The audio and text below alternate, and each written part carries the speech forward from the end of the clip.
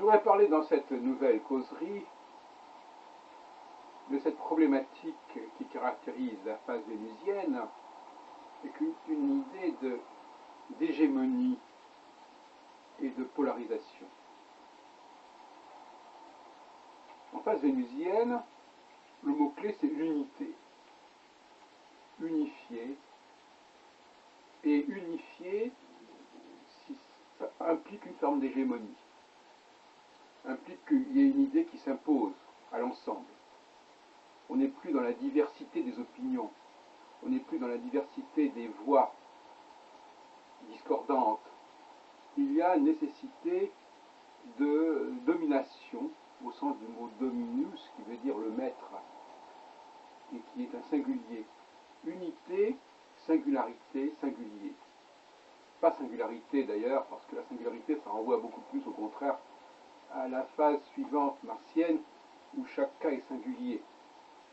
Et là, nous sommes dans le singulier, au sens d'unité, d'unicité. Comme quoi, les mots peuvent avoir des sens totalement opposés. Et qu'il faut toujours les préciser et les compléter et les commenter. Si on prend le cas de l'Union européenne, il est clair qu'il y a une hégémonie allemande actuellement. S'il n'y avait pas d'ailleurs cette hégémonie allemande, où en serait l'Europe? L'Allemagne a, je crois, 200 milliards d'excédents commerciaux, alors que la France a 30 milliards de déficit.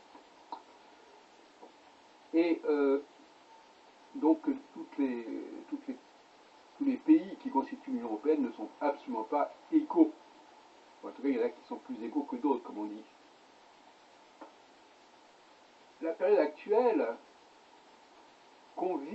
invite à élire celui qui donnera le ton, l'unisson.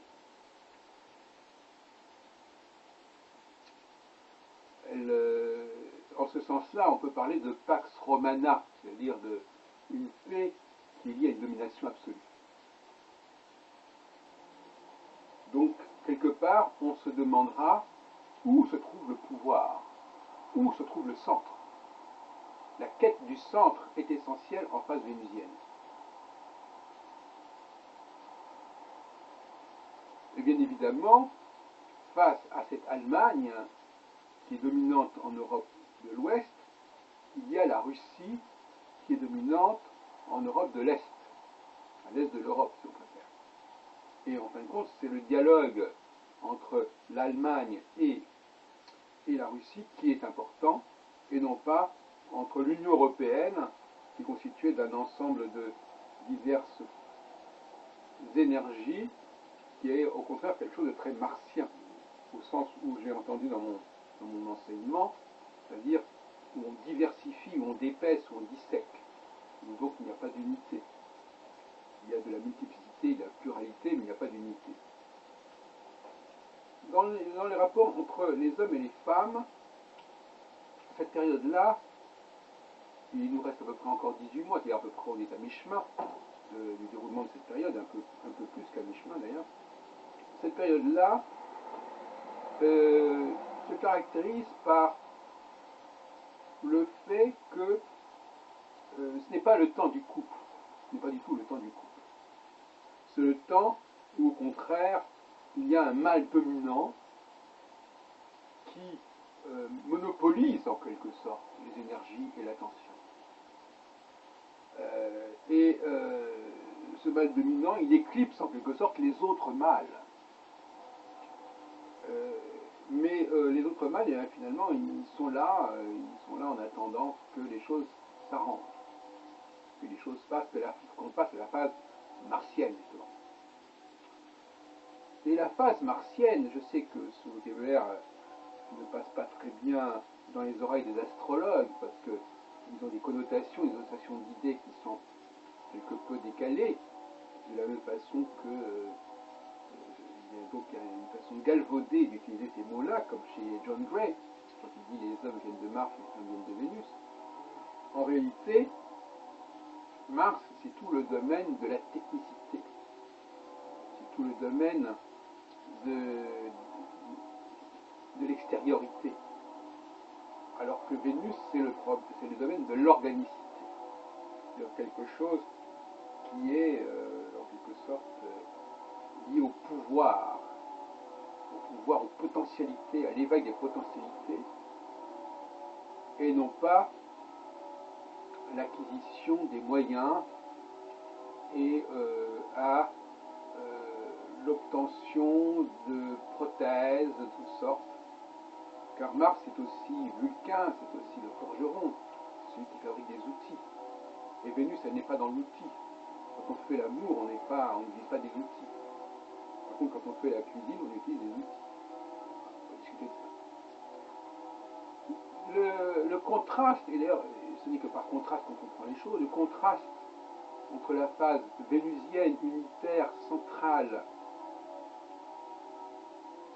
avec une convergence vers un seul pôle, est très fort quand on passe à la phase martienne, car la phase martienne, elle est au contraire une phase de découpage. J'aime bien l'expression, on va découper le gâteau en petites parts. La notion de parts, de parcelles, de morceaux est typiquement martienne pour moi. La multiplicité des morceaux. Et à ce moment-là, évidemment, ça change tout. Parce que ce morcellement va faciliter, va favoriser la formation des couples. Chaque femme va constituer avec son homme une entité spécifique. Et cet homme va pouvoir rayonner au sein de sa famille, au sein de sa tribu, même s'il n'a pas l'envergure du mâle dominant. Donc on va avoir des myriades de roitelets à la place du roi. Et ça sera grâce aux femmes. Donc les femmes vont empêcher quelque part l'humanité de se polariser et de s'unifier. Et vous savez que je me réfère beaucoup à la tour de Babel, et on dit que la tour de Babel a été détruite. Donc la destruction de la tour de Babel, c'est la fin de la phase vénusienne, et la destruction, donc, c'est le début de la phase martienne. Et on dit que la tour de Babel est là pour justement empêcher les hommes d'accéder à trop de pouvoir, et son rôle est de favoriser la diversité, la multiplicité des langues, de façon à ce que les gens ne puissent pas communiquer facilement, ne puissent pas s'entendre facilement, chacun ayant sa façon de voir et revendiquant les intérêts de son propre clocher, en quelque sorte. Donc, au niveau de la vie sentimentale, quand les gens en phase vénusienne, paradoxalement, une phase qui n'est pas favorable à la vie sentimentale, au sens bourgeois du terme. En revanche, que des millions de femmes soient fascinées par le même homme, et on pense notamment, ça peut paraître un peu sacrilège, mais enfin, toutes les femmes qui croient dans le Christ, eh bien, elles ont un seul et même fiancé, qu'elles se partagent, si on peut dire, mais elles vont dans le même sens et elles ne se dispersent pas entre des milliers d'hommes. Donc, la femme chrétienne, la femme catholique, surtout, c'est la femme de la phase vénusienne, c'est-à-dire où toutes les femmes vont vers le même homme, vers le même surhomme. Et d'une certaine façon, le monde protestant, ou même le monde juif, qui favorise, qui autorise, qui même invite à ce que même les religieux, les ministres du culte, soient mariés, entre dans une logique martienne, c'est-à-dire une logique de la petite entreprise, la logique de la petite entité, alors que la logique vénusienne, c'est la logique des grands groupes, des grandes structures, des conglomérats, des fusions. Les petits entrepreneurs, c'est effectivement la logique martienne. Puisque martienne, sa caractéristique, c'est de découper, de couper, de sectionner, de cloisonner. Et sectionne en coupant, on cloisonne en construisant des murs, des murailles, des cloisons. Voilà la règle du jeu. Et donc, par conséquent, ce qui nous intéresse, c'est le passage d'une des phases à l'autre phase dans les deux sens. Quand on passe de la phase vénusienne à la phase martienne, et bien tout d'un coup, les femmes, au lieu de se polariser vers la même cible, tout d'un coup, elles renoncent à ce processus, qui d'ailleurs, entre parenthèses, était plutôt une façon pour elles de se mettre en veilleuse, hein, parce que cette polarisation ne donnait pas grand-chose, sinon qu'elle permettait justement à un pouvoir unitaire de s'instaurer. Laisser le pouvoir unitaire s'instaurer, plus exactement, si vous voyez ce que je veux dire. En revanche, lorsque la conjonction de Saturne, j'appellerais même Saturne-Mars, Saturne-Mars-Pluton, j'appellerais cette planète Saturne-Mars-Pluton, par exemple, SMP, quand cette conjonction avec une des 4 étoiles fixes royales, que sont donc Aldébaran et actuellement Antares, bientôt Régulus et Fomalo, quand cette conjonction se produit, et bien tout d'un coup il y a un déclic dans leur tête, dans ces femmes, parce que pour moi l'astrologie fonctionne par le truchement, par l'interface des femmes, et elles sont programmées pour justement constituer des entités modestes. Elles sont programmées pour se marier avec des individus, cette fois-ci, qui sont chacun en chair et en os et qui leur sont réservés. Elles ne sont plus dans un mariage, dans des fiançailles avec le Christ, comme diraient les bonnes sœurs, les nonnes, comme dirait, je sais pas, Thérèse de Lisieux. Et à ce moment-là, il y a une espèce de chasse à l'homme chez les femmes lorsque commence la phase martienne. Chaque femme va jeter son dévolu sur un homme avec lequel elle va constituer un processus structurel modeste, mais surtout, je dirais ça de manière un peu machiavélique, ce qui va empêcher le processus de rassemblement des hommes, d'unité du monde, de se produire. Les femmes font écran, font obstacle à tout processus d'unification. Et en ce sens-là, elles sont totalement dans la logique babélienne, de la confusion des langues. Inversement, quand on est à la fin de la phase martienne, et quand on bascule vers la phase vénusienne, à ce moment-là, les femmes se mettent en retrait, c'est-à-dire qu'elles, une sorte de désamour, si on peut dire, désintérêt pour leur conjoint, pour leur famille, je dirais, et une espèce d'attraction pour le mâle dominant, et à ce moment-là, cette attraction pour le mâle dominant, elle aura pour effet positif d'unifier, ou plus exactement, elle aura renoncé à ces effets négatifs de dispersion et de diversification. Cela dit, il y a une cohérence dans tout ce processus parce que toute cette diversité de la phase martienne va permettre à une espèce de foisonnement d'initiatives, de foisonnement d'entreprises qui peut déboucher sur des résultats extrêmement marquants.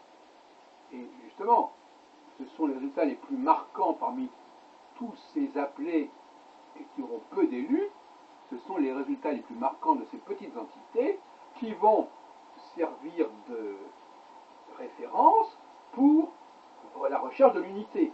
C'est-à-dire que l'unification va se faire autour des éléments les plus marquants, les plus performants, qui se seront manifestés et révélés en phase martienne.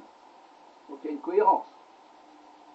La phase martienne est l'occasion justement pour un futur mâle dominant de faire ses armes, de faire ses classes, et de se faire remarquer, de façon à ce que, en phase vénusienne, il soit mis au premier plan. C'est par exemple le cas, d'une certaine façon, de Manuel Valls, qui est passé du stade de ministre de l'Intérieur, en phase martienne, à celui de Premier ministre en phase vénusienne, par exemple. Bon, on peut dire ça comme ça, c'est un petit peu schématique, mais globalement, c'est cela. Moi-même, j'ai vécu ce genre de choses, n'est-ce pas? On construit une petite structure, et puis cette petite structure, elle devient dominante. La construction de la petite structure, c'est la phase martienne, et le fait qu'elle devienne dominante, c'est la phase vénusienne. Voilà. Et voyez-vous, donc tout le système est parfaitement cohérent, est parfaitement logique, et d'ailleurs c'est un système qui a cette raison d'être, il est là pour ça. C'est-à-dire qu'il y a une espèce d'accord, d'arrangement, un peu à la façon dont Proserpine et Pluton se sont mis d'accord pour que Proserpine passe la moitié du temps avec Pluton et la moitié du temps avec sa mère Cérès, Déméter. C'est-à-dire qu'effectivement nous sommes dans des mi-temps. Moitié du temps martienne, moitié du temps vénusienne et alternativement dans un cycle de 7 ans. Alors, ce système vaut aussi pour, au niveau macro-politique, macroéconomique, en étant entendu que le système martien, qui est, on pourrait dire, assez tayloriste, hein, quand il faut faire des enfants, ben on peut en faire qu'un par un. Enfin, je veux dire, une femme ne peut porter qu'un enfant à la fois. Donc, ce système tayloriste favorise des performances médiocres. Parce que sur une petite échelle, beaucoup de gens peuvent briller. À un petit niveau, ils peuvent briller. Quand il y a un nivellement par le bas, ils peuvent briller. Par contre, quand il y a un nivellement par le haut, c'est plus du tout la même affaire. Effectivement, la phase martienne favorise la médiocrité, mais aussi, par la même, cette médiocrité peut permettre à des gens qui ont un point de départ médiocre, qui n'ont pas grand-chose pour eux, de faire leur preuve. Faire leur preuve, c'est d'arriver en fin de phase martienne au statut d'un candidat possible pour être mal dominant en phase vénusienne. Alors, pour terminer, n'est-ce pas, donc il faut bien que ce soit clair, une fois de plus, comprendre que Mars, c'est une énergie, on n'est pas en train de parler de planète ici, on a bien compris, la seule planète que nous étudions, c'est Saturne, qu'on peut associer effectivement à un Saturne-Mars, ou un Saturne-Vénus, etc. Et on peut aussi associer Vénus à Jupiter et Mars à Saturne et à Pluton. Mais ce sont des associations un peu comme le ferait Manilius quelque part. Hein. Ça ne renvoie pas, on peut même utiliser des dieux qui n'existaient pas dans la pensée planétaire traditionnelle. Voilà. Donc, il y a cette dimension vénusienne qui est une dimension où il n'y a pas de... Moi j'aime bien cette idée, la dimension vénusienne est une dimension où l'on retrouve, c'est un peu la philosophie de Frank Herbert dans Dune, n'est-ce pas, où il n'y a plus de machines, où il y a très peu de machines, où même les ordinateurs sont des êtres humains. Donc, d'une certaine manière, la dimension vénusienne, c'est là où l'humanité retrouve sa réalité unitaire, sa réalité naturelle, sa réalité organique. Parce qu'il ne faut pas oublier que l'empire est une notion totalement vénusienne.